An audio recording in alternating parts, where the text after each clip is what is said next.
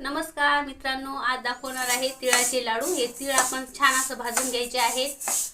छान भाजून घेतलेले आहे ते असे काढून। चला लाडू करायसाठी आता आपण हे गूळ आपण पॅन मध्ये टाकून घेऊया। सर्व गूळ मी खिसणीने खिसून घेतलेला आहे। हे गावरानी गूळ आहे, हे टाकून घेऊया सर्व।